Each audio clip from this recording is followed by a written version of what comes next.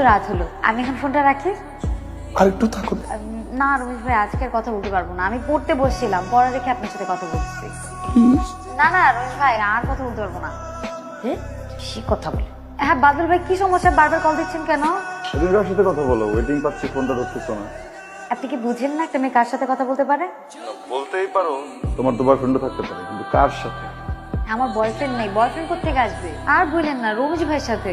তো বুড়ার সাথে তোমার কি কথা? এটা বুড়া, তার মানে তুমি ওই রমিজের সাথে ফ্লার্ট করতেছো?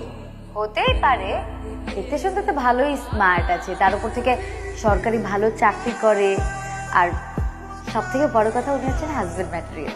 ঠিক আছে, তুমি থাকো তোমার হাজবেন্ড ম্যাটেরিয়াল নিয়ে।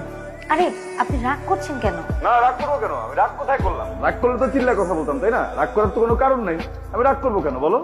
আপনার কথা টোন শুনেই বোঝা যাচ্ছে আপনি রাগ করছেন। আমার টোনই এরকম। তুমি হাজবেন্ড ম্যাটেরিয়াল পাইছো না, ওটা নিয়েই থাকো। আমার এখানে কি করার আছে? আমি কেন রাগ করবো? আমার তো রাগ করার কোনো কারণ নেই এখানে। বাদল ভাই, আমার তো একটা হেল্প লাগবে আপনার থেকে, যেটা আপনি ছাড়া কেউ করতে পারবে না। কেন? ওই রমিজ যারা বলো তোমাকে হেল্প করতে। আপনি যে হেল্পটা করতে পারবেন, ওইটা কি রমেশ ভাই পারবে? আচ্ছা ঠিক আছে, বলো তোমার কি হেল্প লাগবে। আসলে আমার কালকে একটা অ্যাসাইনমেন্ট জমা দেওয়া লাগবে, কিন্তু আমার না খুব ঘুম পাচ্ছে, আপনি প্লিজ করে দেবেন?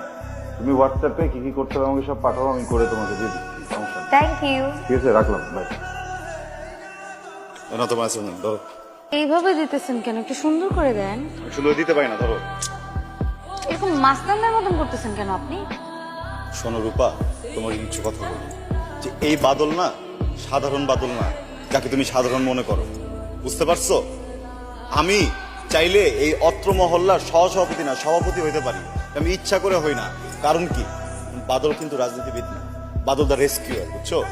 এই পাড়া মহল্লায় যতগুলো খালা আছে, মামা আছে, চাচা আছে, যে কোনো রকমের প্রবলেম আমাকে ফোন দেয়, রাত্রে 1টা বাজুক